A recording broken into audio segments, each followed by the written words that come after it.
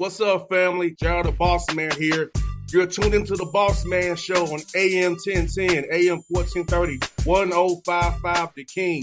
Let the King out at 105theking.com and the Bossman Show at bossmanshow.com. Hit me up on Instagram, the Bossman Show, Twitter at Bossman Show, and Facebook, Bossman Show. It's the Bossman on your radio. Listen to the Bossman Show with your host, JR, Saturdays at 9 a.m. right here on AM 1010, The King. What's up, good people? BetOnline is your number one source for all your betting needs. The latest odds, lines, and matchup reports for baseball, boxing, golf, and more.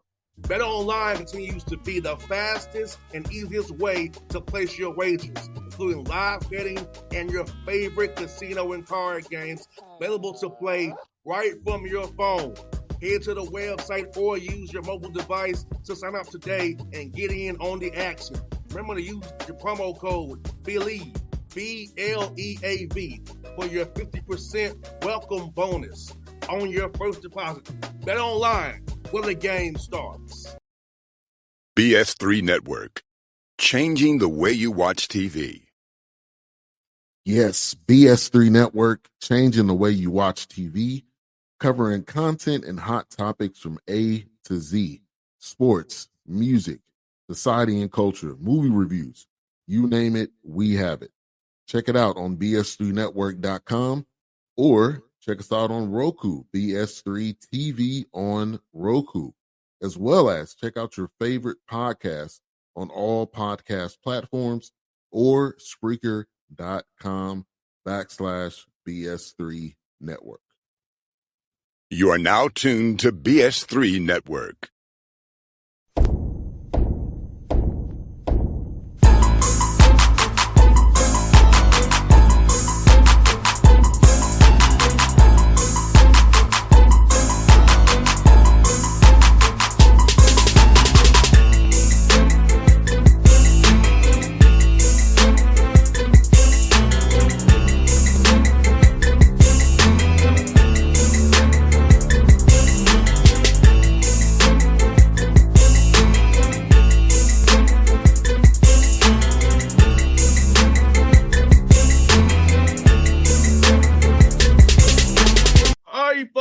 On the Bossman Show, joined by my Facebook friend and friend of the show, Coach Andre Gray, Eastern Tennessee State University out of CIAA, doing big things. Coach, great to talk to you, man. How you doing, brother?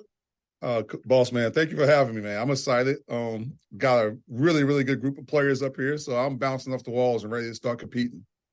I hear that, man. I hear that. So let me ask you, man, how's it feel being in year two now, leading this program and for you getting your feet wet, knowing to let it land now? So how's it been, man?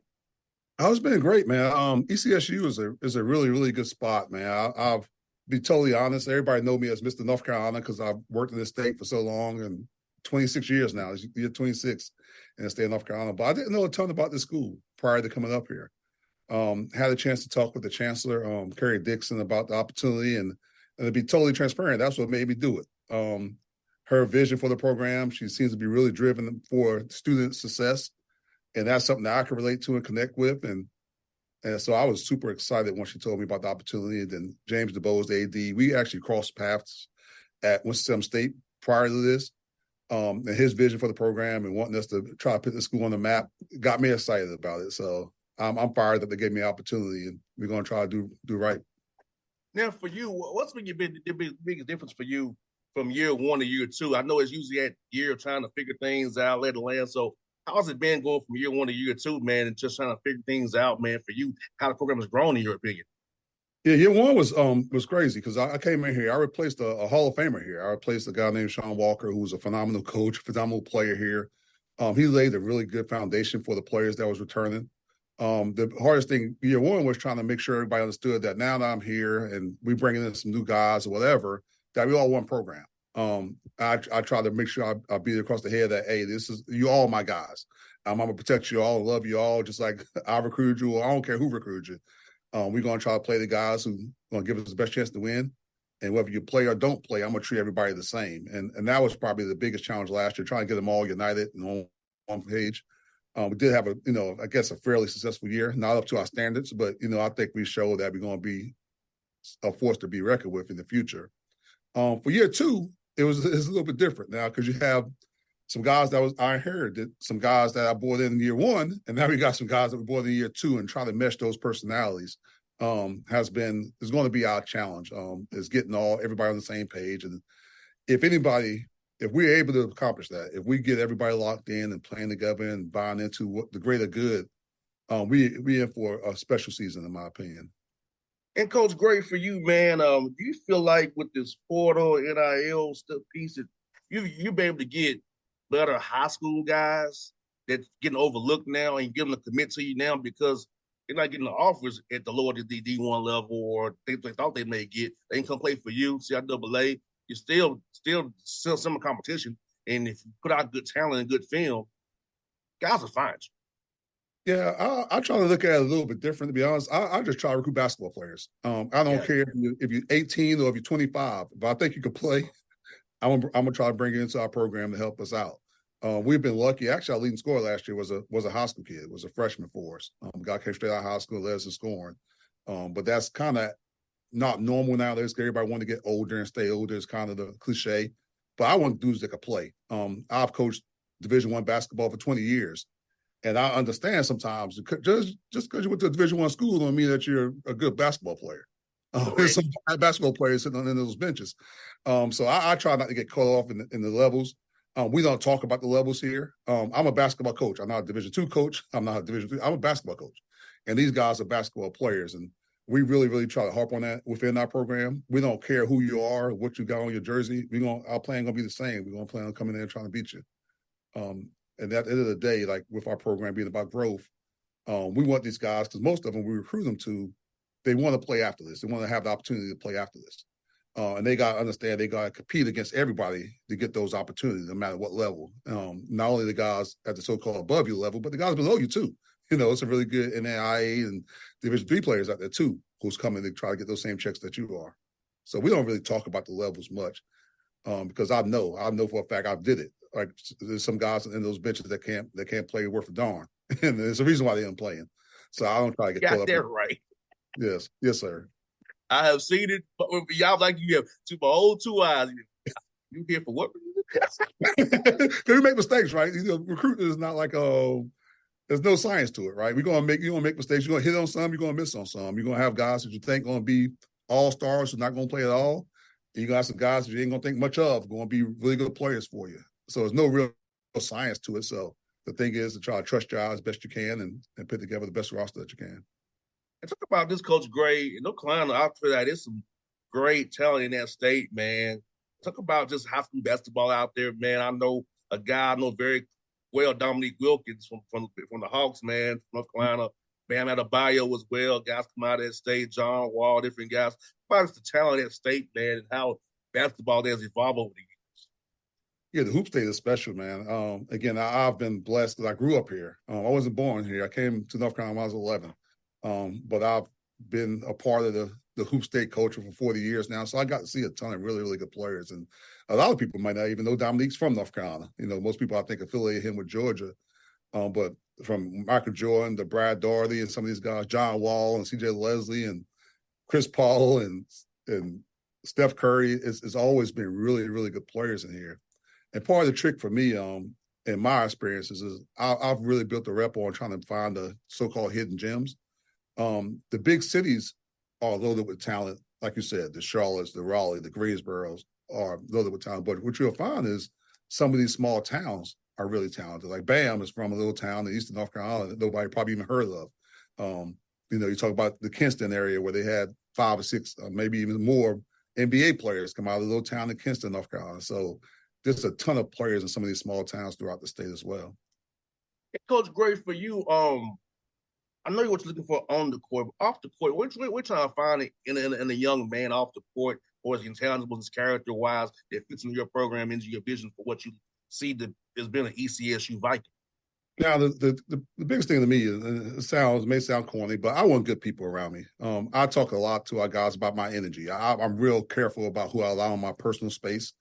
I want dudes that bring good energy. You always have the positive. You're going to have good days and bad days, but if you start messing with my energy, I can't be around you.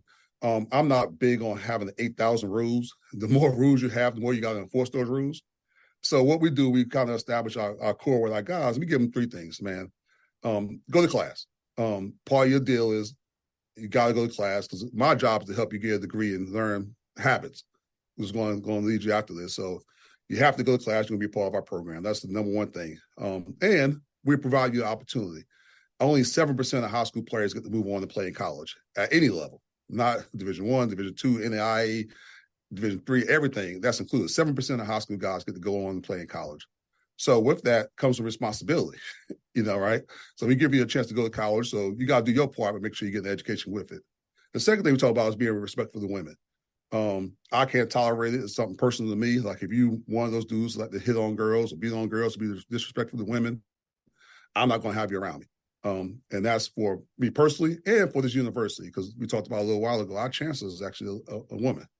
And a lot of our leadership on our campus is women. So if you're one of those guys who are disrespectful towards women, you're not going to do well here. And that's just the reality of our university because we have so many women that's at the top seats of our program. And the last thing is that don't break the law. The law is different in different states. With this team, we was talking about as a group yesterday. I think I got guys from 10 different states on our roster. And the law in one state is different from the law in another one. I'm not going to be on the news because you do something silly. If you're unsure what the law is, ask somebody who's from here. And those are kind of the rules to our program. So if you can follow those 3 things, you're going to be okay. But if you start messing with my energy, you're not going to class, I'm not going to play you. I'm not going to play you at all because I'm not going to be able to trust you. If I can't trust you to go to class, how am I going to be able to trust you the last 5 seconds of a game I need to win to do the right thing?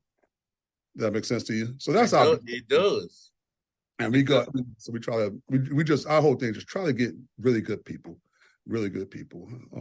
And through that process, I really try to, I won't take somebody that I haven't, if I didn't know the guy directly, I won't take somebody, I don't know their people around them. Because I want to know about the character. I'll try to use people that I trust on the inside who want to tell me the truth. Because nobody's perfect, right? We all have our demons. We all have our flaws. And so I'm not expecting perfect people, but I want to know what demons I'm chasing, what demons I need to help them with. And Coach, you said something that hit me home because I tell people around me, don't zap my energy. Don't kill my vibe, please.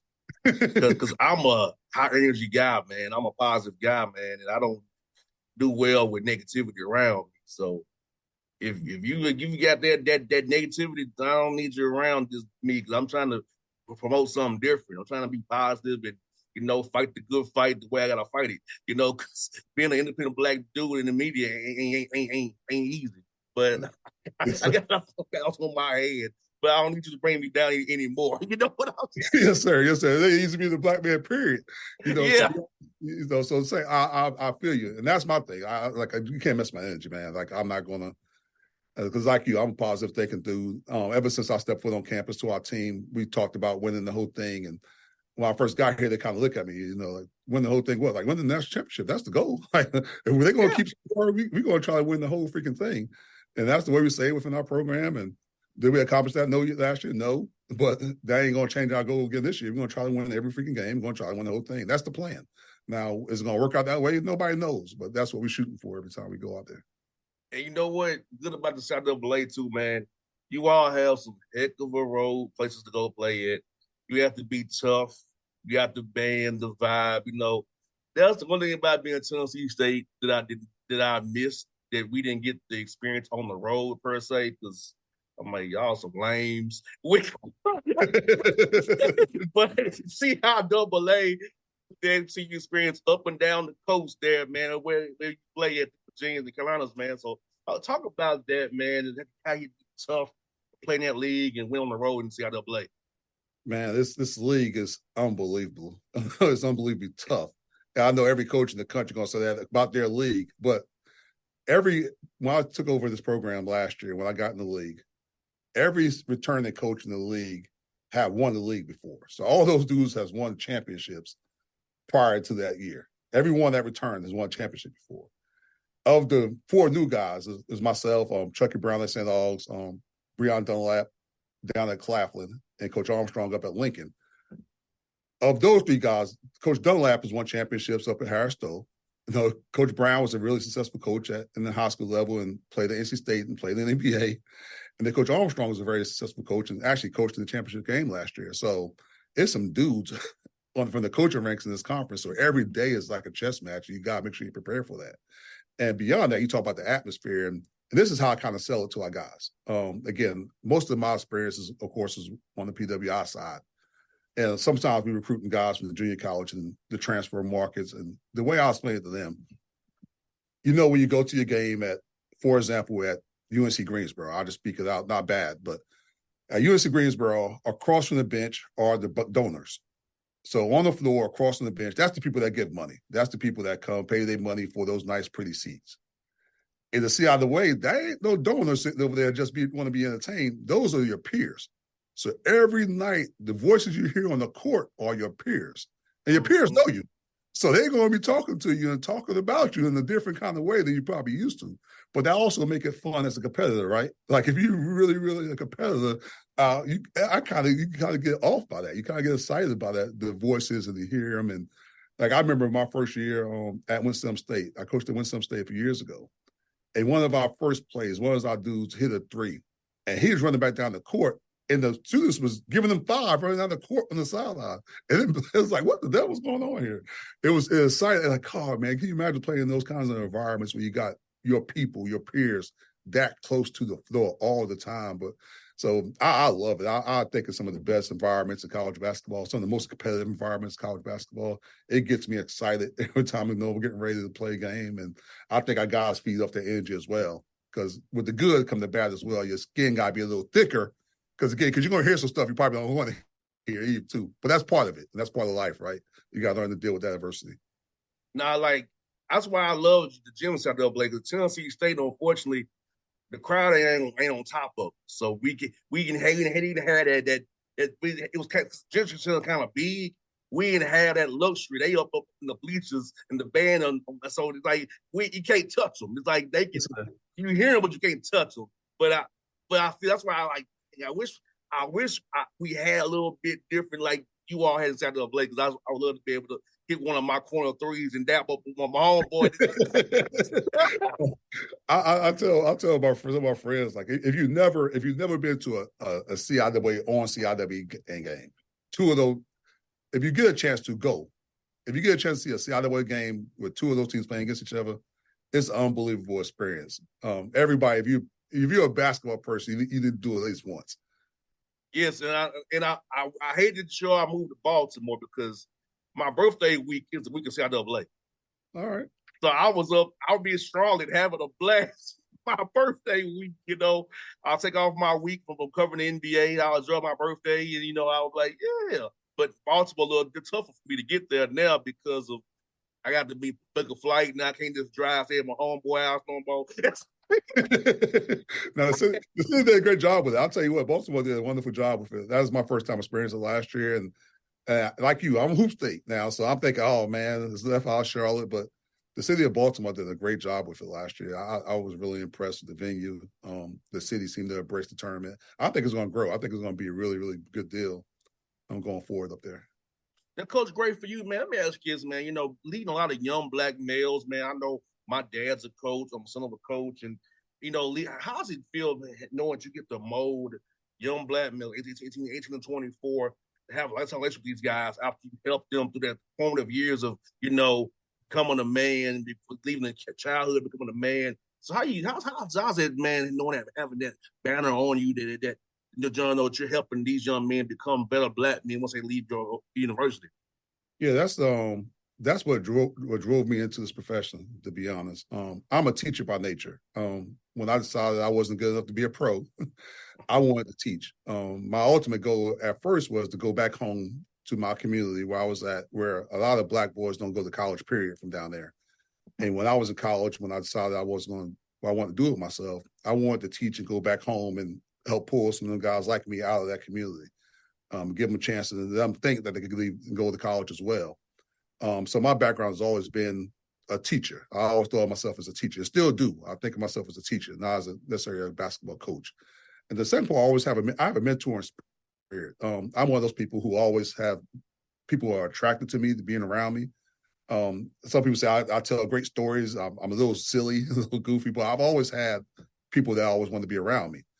So I always had a mentor spirit. And once I got into the business, it was two things I realized really quick. First, I could change some of these dudes' life by getting them to school and giving them a chance to go to school. If it wasn't for sports, I probably wouldn't have went to college. I'll tell you, more than likely, I wouldn't have went to college if it wasn't for Same sports. here. So I respect that part of it. And I take that part very seriously when I'm recruiting. And then the second thing is I want to help those dudes prosper through life, because life is going to be hard, especially when you look like the way we do. You got so much stuff coming at you, so many things coming at you, so much information coming at you. And we got to help mentor these guys on how to manage it in the right way.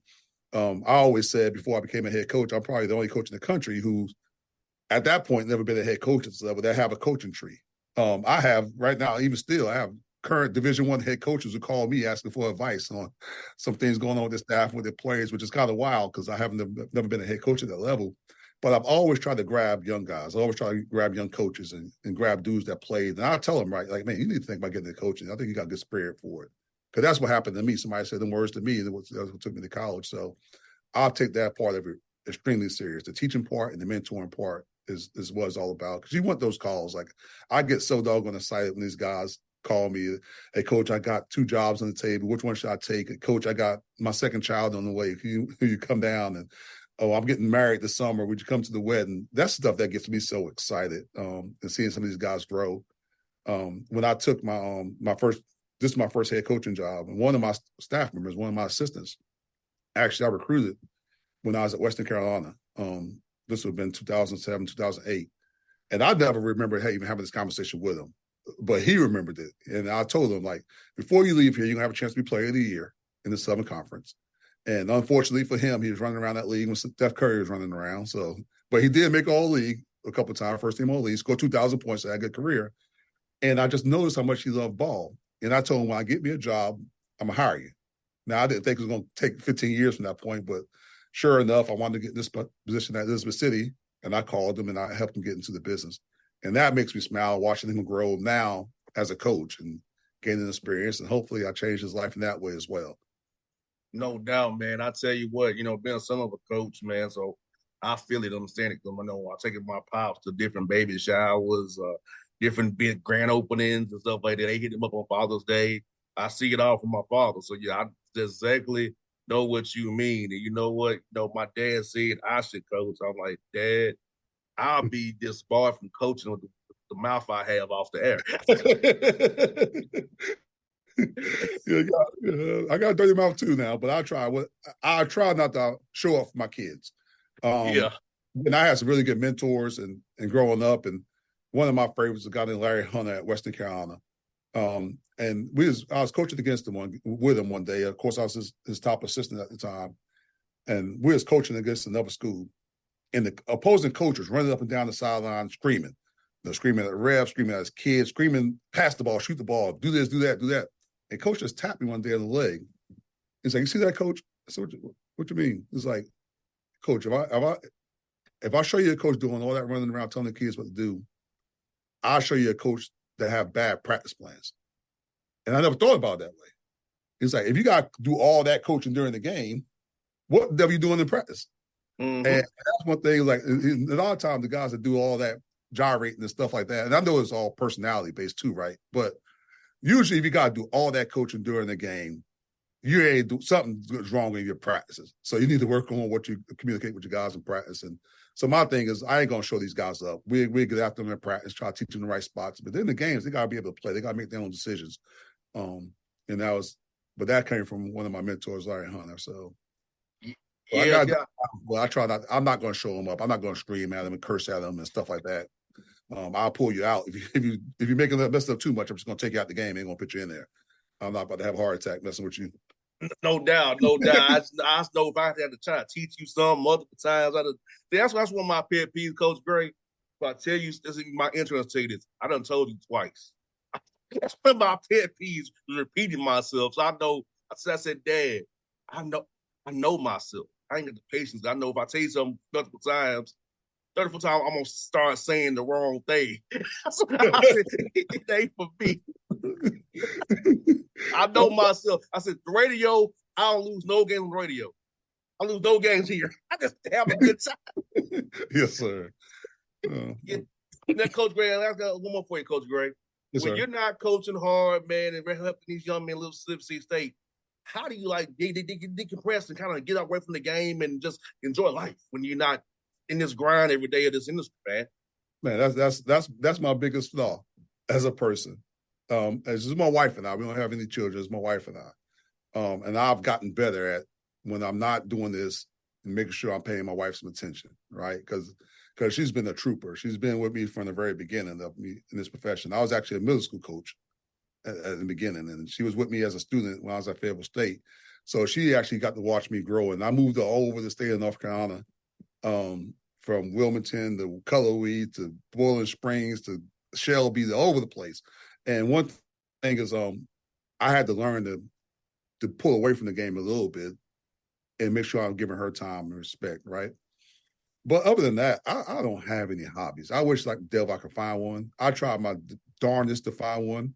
This summer, I was proud of myself because I watched some of those shows that everybody talk about. I watched like BMF and Snowfall and all that stuff. And I was like, hey, I'm getting kind of cool. I'm learning the world. But to be honest, I don't think of what I do as a job.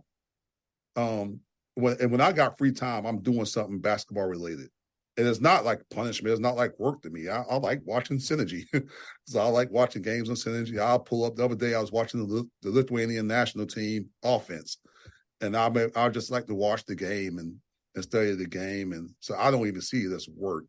That's my hobby is doing that stuff. I like watching how different people play ball screens, like watching how different people get into actions. And I get on and watch YouTubes of kids. Everybody who send me a video, for the most part, I watch them, which is kind of odd. Every Instagram inbox I get, every email I get, I watch them all. And now some of them I know I'm not going to take, but I just enjoy doing that. And I could get away from the business sometimes and by even watching those videos. And then I watch a lot of NBA. And I know that's might sound kind of to your question because it's still basketball related. But to me, NBA basketball is totally different from the college game, right? Oh, it is. Definitely. Been around every day. It is. So I could watch an NBA game and enjoy it because I'm not trying to coach it. Like I catch myself when I watch a college game. Hey man, I would have did this, I would have done that. When I watch an NBA, I'm just watching it strictly as a fan. I want to see some dude go for 80. Like I want to see somebody go crazy. And so I could watch the NBA game as a fan. So that's what I do as well. Now, Coach, it's going to sound real childish to me. But I'm tell you what I do. I go to the arcade and play video games. I go to the batting cage, or I go bowling to get it out of my system. Because, sometimes when the Hawks lose, man, it goes home with me, and it shouldn't, but it does. I'm not playing, but it goes home with me, Yes, sir. I'm covering the team every day, so it's like I'm immersed, right? So go play some video games in round one, go to the batting cage, go bowling, man, blow some steam after a tough loss, man. Especially if we're in Atlanta at home, I'm gonna roll a little harder. But if I'm at home, I just like go, it's like blow steam, brother. Yes, that's a good thing about being a fan. See, I'm a terrible fan. Some of my friends laugh at me. I can't be a fan for a team that lose. If I'm gonna be a fan, I want to be a fan of a winner. So people always ask, "Who's your team?" Like I don't have a team. Like I'm a Kobe guy. I was a Kobe fan. So when Kobe was playing, it used to break my heart every offseason, especially down the stretch. Like they got, oh man, it's gonna be the year they're gonna get Kobe some help, and they wind up finishing 8th. So I'll jump ship on you. Now, if you're gonna be a bad organization, I would jump ship. I don't have no problem doing that. So I tip my hat to guys like you who stayed strong with your teams, because I'm not going to hang in there with you. Like I've been all Atlanta my whole life. I've seen the good, bad, and ugly of Atlanta sports, unfortunately. And they tell me you can't jump around. It's okay. I'm a fan. I could be a fan. Like I'm not about to pull for no bad team. I give them a couple of years, and I'm gonna go. Now, Coach, I'm gonna tell you, my worst experience as a fan and as a worker was the Super Bowl. I was in Houston for the Super Bowl when the Falcons blew it. Yes, sir. That was the worst trip back to Atlanta ever. The quietest trip ever. Because Super Bowl, you don't leave right away.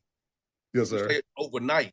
So you got to endure that overnight, then get on the bus that Monday morning and fly into Atlanta. It was the worst trip ever. I dreamed about that game for weeks. I couldn't my. Oh man, it was a struggle, Coach. And I'm over it now, but backdated to 17, man. It was rough on me. Yeah, that's why I stopped, man. I'm not gonna. Again, my energy, right? I can't pull for a bad team. I can't do it. I can't do it. Yes, sir. Yes, sir. But Coach Great, man, I'll tell you what, man. It was fun to get to the show finally, man. It was fun to chat with you, my brother. Like I said, if you have anything you need from me, man, let me know, man. I'm in your corner, my brother. And so, you got my number there. Anything you need is hit me up, brother. I got you, man. Yes, sir. Thank you so much for having me on. You did a great job. Coach. It was fun, man. All right, thank you. All right. BS3 Network. Changing the way you watch TV. Yes, BS3 Network, changing the way you watch TV, covering content and hot topics from A to Z. Sports, music, society and culture, movie reviews. You name it, we have it. Check it out on bs3network.com or check us out on Roku, BS3 TV on Roku, as well as check out your favorite podcast on all podcast platforms or Spreaker.com/BS3 Network. You are now tuned to BS3 Network. What's up, good people? Bet Online is your number one source for all your betting needs. The latest odds, lines, and matchup reports for baseball, boxing, golf, and more. Bet Online continues to be the fastest and easiest way to place your wagers, including live betting and your favorite casino and card games available to play right from your phone. Head to the website or use your mobile device to sign up today and get in on the action. Remember to use your promo code BELIEVE, BLEAV, for your 50% welcome bonus on your first deposit.